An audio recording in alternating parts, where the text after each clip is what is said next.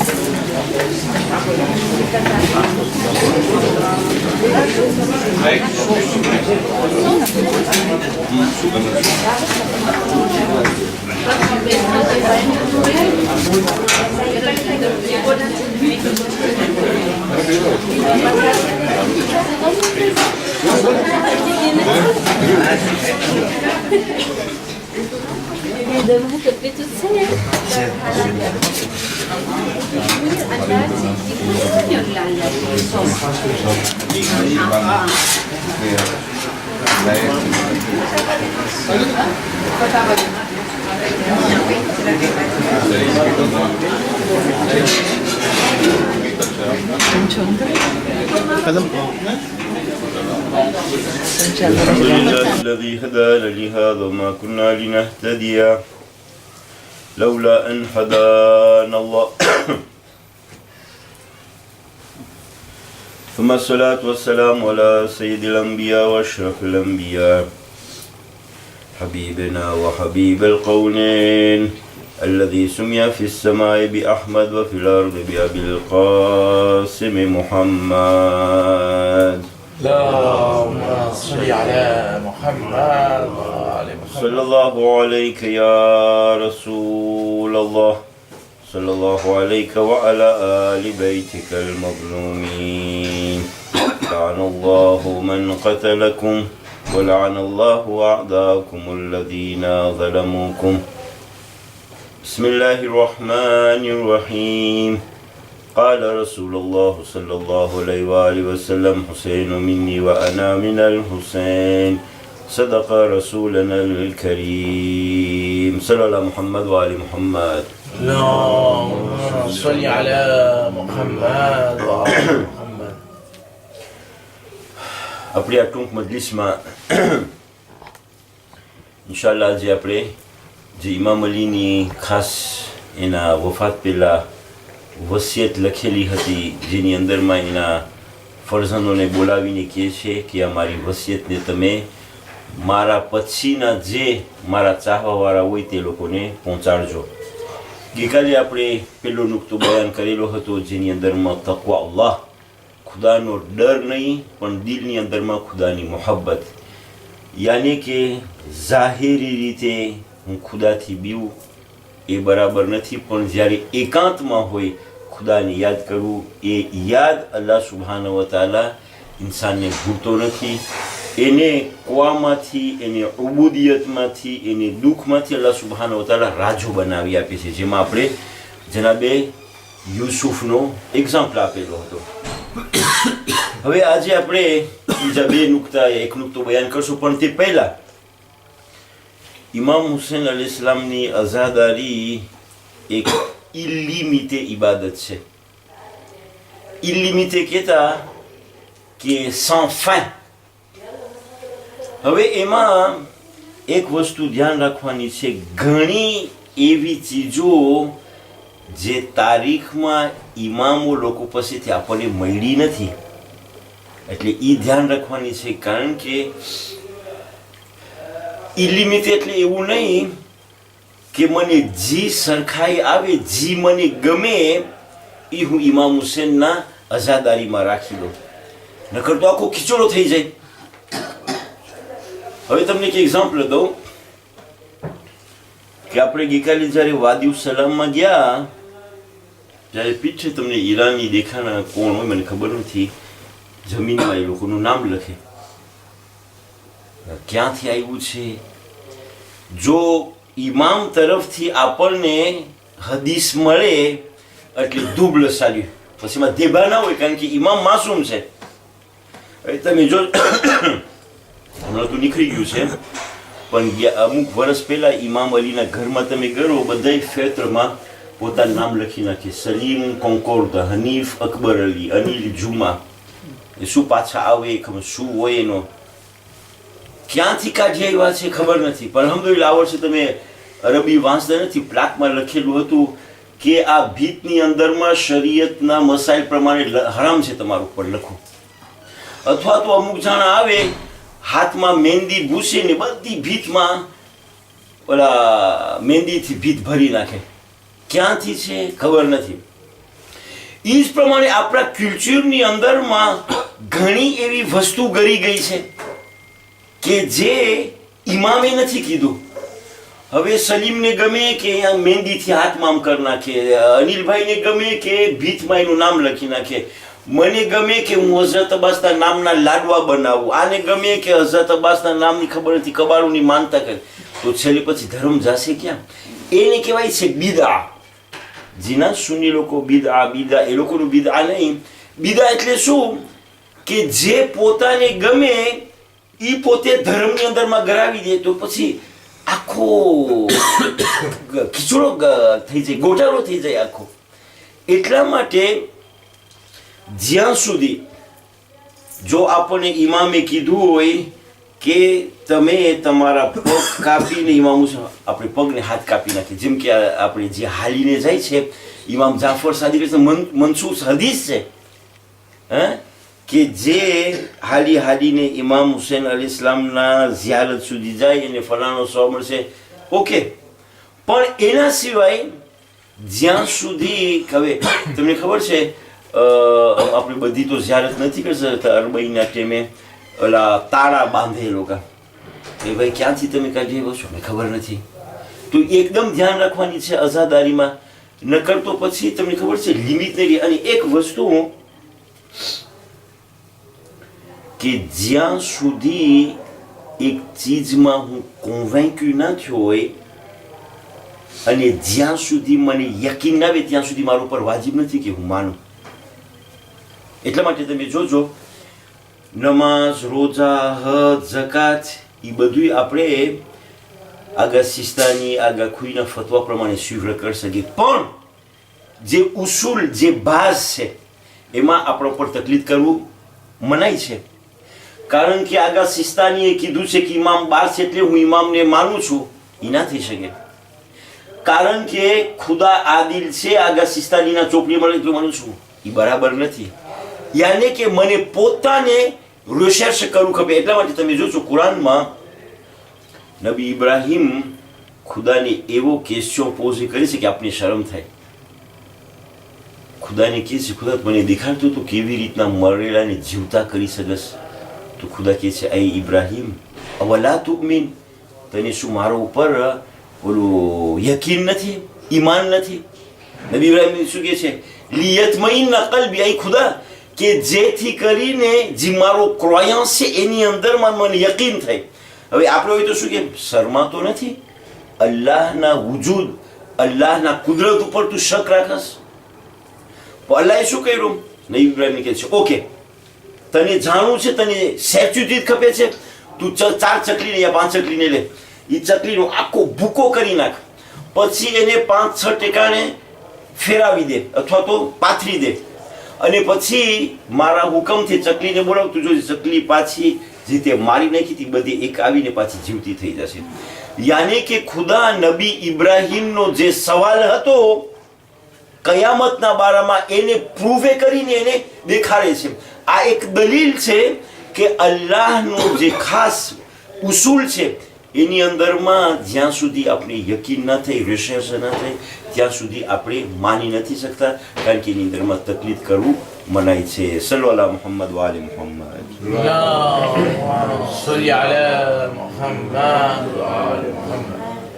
ઇમામ અલી અલૈહિસ સલામ એની વફાત પહેલા સુંદર વસિયત લખે છે જે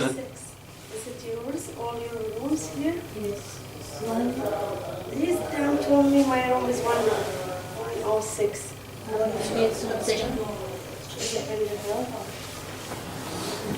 ઇમામ અલી અલૈહિસ સલામ આપણે જો સાંભળીએ ઇમામ અલીના બારામાં તો આપણું તસવ્વુર મગજમાં એમ થાય કે મોટી દાઢીવાળા હશે, આવડી બધી પાઘડી હશે ને મસ્જિદમાં જ બેઠેલા હશે. પણ તમને ખબર છે લડાઈમાં ઇમામ અલીને કોઈ ના હરાવી શકે, ઇલ્મમાં ઇમામ અલીને કોઈ ધીભા ના કરી શકે. તમે ગઈકાલે જોયું મસ્જિદે કુફાની અંદરમાં આપણા માટે મસ્જિદ જ આપણે સવાર ના જાય એ 2000માંથી માન 7 કે 10 જણા કેટલા હોય છે? 10 જણા.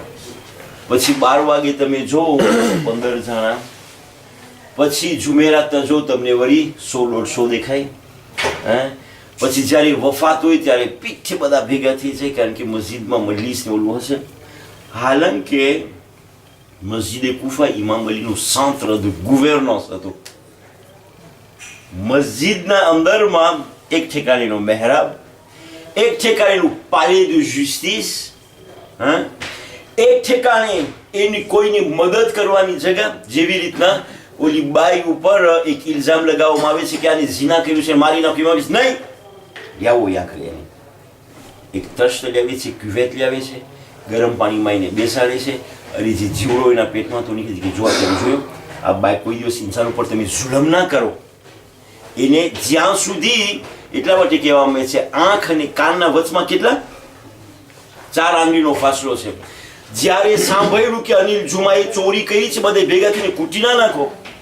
સાંભળ્યું છે, જોયું છે, તમે પ્રયોગ છે તમારી પાસે, ભર વસ્તી સામે ઇમામ અલી આપ્રુવે કરી દીધું કે જ્યારે કાંઈ સાંભળો ને કોઈ ઉપર જુલમ થતો હોય, ફલાણા આમ કર્યું છે, ફલાણે આપણે એક આદત છે, તમને ખબર છે ઓલા નાસાના સેટેલાઇટ કરતા આપણા સેટેલાઇટ એટલા વધી જાય, જરાક તમે કંઈ સાંભળ્યું કે આમ છે હોયા આખી દુનિયામાં નહીં, જ્યાં સુધી આપણને યકીન ના હોય ત્યાં સુધી કોઈ ઉપર ઇલ્ઝામ આપણે ના લગાવી શકીએ. યાં જ ઇમામ અલી એની મસ્જિદમાં ગરીબોની મદદ, યાં જ મોજીઝા કોઈની મદદ, યાં જ એનું પાલે de justice, આખી દુનિયાનું એનું ગવર્નન્સ. યાને કે મસ્જિદ ખાલી નમાઝની જગા નથી, આખો ઇન્સાનિયતનું દેરુલમાં એનું જેસ્યોન મસ્જિદની અંદરમાં છે. એટલા માટે તમે જોજો ઇમામ અલી પહેલો નુક્તો બયાન કરે છે, શું કીધું? અલ્લાહથી ડરો. એના પછી એક નુક્તા જે રીતે આપણે ઇન્શાલ્લાહ મોકો મળશે બયાન કરતા રહેજો. દુજેમાં શું કહે છે?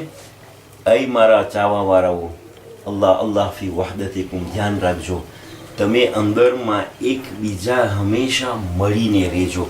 જો તમારા કોમની અંદરમાં, તમારા ફેમિલીની અંદરમાં, તમારા ઘરની અંદરમાં એક્યતા હશે, કોઈ દુશ્મન તમને હરાવી નહીં શકે.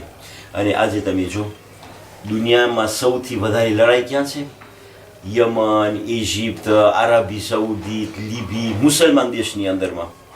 જે મ્યુર de બેર્લિન યુરોપની અંદરમાં હતું એ લોકો તોડી એ લોકોનો પૈસો 1 યુરો કરી નાખ્યો, એ લોકોનો પાસપોર્ટ 1 કરી નાખ્યો, એ લોકોની આખી કોમ્યુનિટી યુરોપ કરી નાખીને આજે ક્યાં એ લોકો હાઈલા ગયા. એટલે મુસલમાનની તમે હાલત તો જો. ઈ જ એ લોકો દાએશ બનાવી, ઈ જ એ લોકો ઓલા દુશ્મનને બનાવીને મુસલમાનને એક કાપી રહ્યા છે. શા માટે? કારણ કે મુસલમાનની અંદરમાં વહાદત હાલી ગયું. ત્રીજો પોઈન્ટ અને છેલ્લો આજની મજલિસ માટે ઇમામ અલી ફરમાવે છે કે ઇસ્લાહ ઝાતુલ બૈન ખૈર મિન આમ્મતિ સલાત. બહુ સુંદર નુકતો છે. ઘણી ફેરે મને એમ થાય કે રજબ મહિનો છે, હું આખો મહિનો રોજો રાખું, 3જી શાબાન છે હું રોજો રાખું, 15મી શાબાન છે હું રોજો રાખું, બરાબર સવાબ છે. આપણે આવ્યા છે, આપણે એમ થાય કે હલો આપણે નમાઝે શબ પડવા જાય, એટલો સવાલ છે, બધું બરાબર છે. પણ ઇમામ અલી કહે છે કે એ મારા શિયાઓ, તમે 1000 મહિના સુધી કેટલા યા તો 1 વર્ષ આમત સલાત, એક આખો વર્ષ તમે નમાઝે શબ પડો, આખો વર્ષ તમે મુસ્તહાબ રોજા રાખો, કેટલો એનો સવાબ હશે અલ્લાહ સુબ્હાનહુ વ તઆલા પાસે, છે કે નહીં? ઇમામ અલી કહે છે બેના વચમાં જ્યારે અનબનાવ થાય, બેના વચમાં કજિયા થાય, વેપારમાં હોય કે દોસ્તીમાં હોય કે પછી ઘરવાસમાં હોય, ઇમામ અલી કહે છે કે આ બેના વચમાં તમે સુલહ કરો, ભલે ખોટું બોલીને તમે બે જણાને દોસ્તી કરાવો, ઈ 1 વર્ષની નમાઝે શબ, 1 વર્ષના સુન્નત રોજા કરતા આની અંદરમાં અલ્લાહનું વધારે સવાબ આપે છે. તમે જોયું ઈ માણસની પર્સોનાલિટી કે જે મસ્જિદમાં સૌથી પહેલા ઇમામુલ મુત્તકીન, લડાઈમાં સૌથી પહેલા, અને પછી એની બહુ અબાદ વસિયત છે તમારી ઓલાદમાં, તમારી બૈરાઓમાં, તમારી ભણતરમાં, તમારા ખાવામાં, યાની આખી ઇન્સાનની જિંદગી ઇમામ અલી અલૈહિસ્સલામ આપણને શીખવાડે છે કે ત્યાં એની અંદરમાં બધે કોણ અલ્લાહ સુબ્હાનહુ વ તઆલાનું તકવા અને અલ્લાહ સુબ્હાનહુ વ તઆલાનું જે ખાસ ફરમાન છે એ ફરમાનને આપણી જિંદગી અંદરમાં બધા ઠેકાણે રાખવાની જરૂર છે. સલ્લલ્લાહુ અલા મુહમ્મદ વ આલિ મુહમ્મદ. اللهم صل على محمد وآل محمد. અને એક નુકતો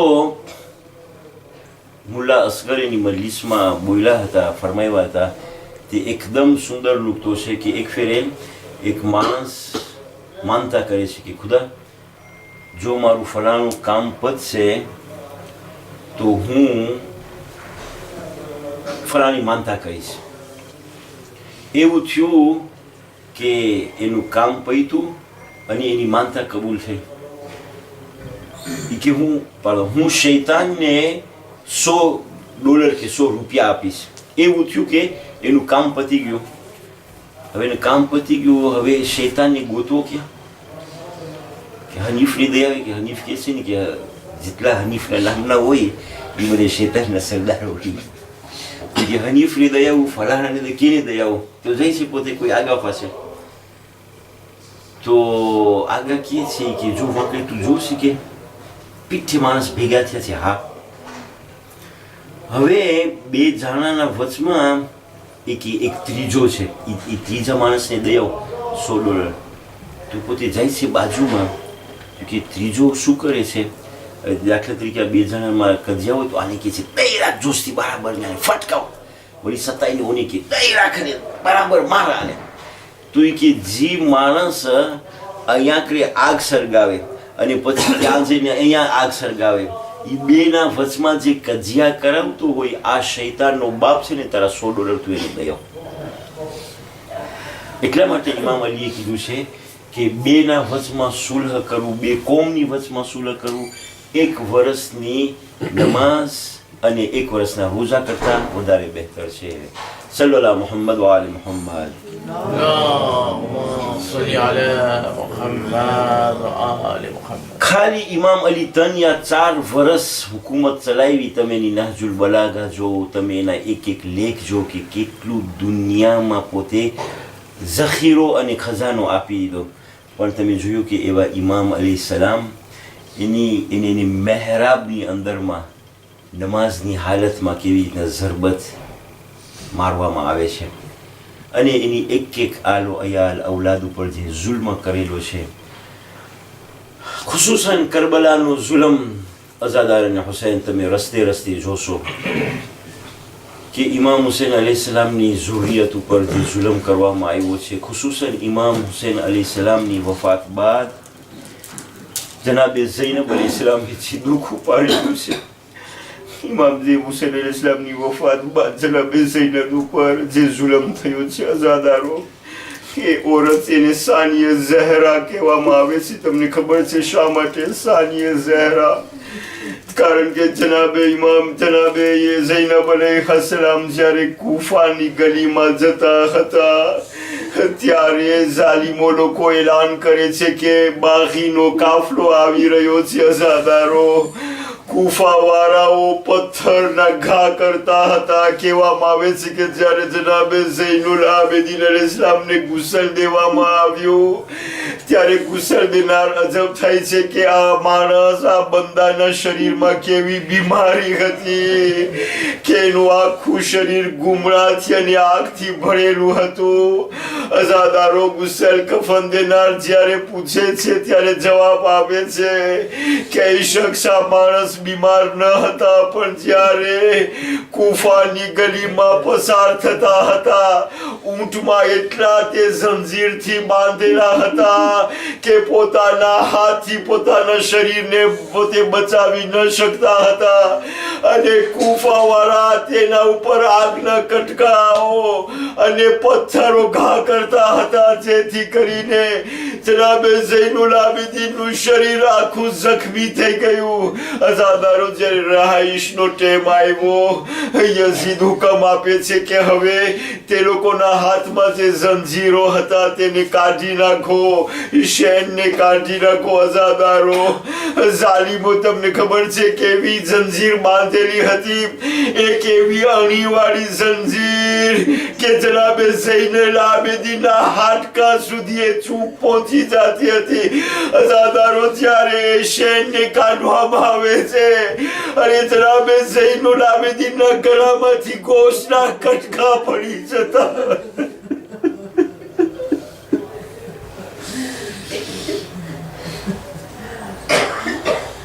إنا لله وإنا إليه راجعون وسيعلم الذين ظلموا أي منقلب ينقلبون. मातम हुसैन. शाह का गला खुश्क क्यों कटा, करबला बता हो गया है क्या, करबला बता हो गया है क्या, शाह का गला खुश्क क्यों कटा, शाह का गला खुश्क क्यों कटा, रोज़े आशूरा है फलक बता, करबला में क्या जुल्म ये हुआ, रोज़े आशूरा है फलक बता, करबला में क्या जुल्म ये हुआ, बागे फातिमा इसलिए लूटा, बागे फातिमा किस शाह का गला खुश्क क्यों कटा, शाह का गला खुश्क क्यों कटा, करबला बता हो गया है क्या, करबला बता हो गया है क्या, शाह का गला खुश्क क्यों कटा, शाह का गला खुश्क क्यों कटा, देर हो गया आयनेर पर बाजू कट गया और गिर गया, देर हो गया आयनेर पर बाजू कट गया और गिर गया, मश्क छिन गई पानी बह गया, मश्क छिन गई पानी बह गया, शाह का गला खुश्क क्यों कटा, शाह का गला खुश्क क्यों कटा, करबला बता हो गया है क्या, करबला बता हो गया है क्या, शाह का गला खुश्क क्यों कटा, शाह का गला खुश्क क्यों कटा, टूट गई कमर नूर खो गया, क्या हुसैन का हाल हो गया, टूट गई कमर नूर खो गया, क्या हुसैन का हाल हो गया, बागे फातिमा किस लिए लूटा, बागे फातिमा किस लिए लूटा, शाह का गला खुश्क क्यों कटा, शाह का गला खुश्क क्यों कटा, करबला बता हो गया है क्या, करबला बता हो गया है क्या, शाह का गला खुश्क क्यों कटा, शाह का गला खुश्क क्यों कटा।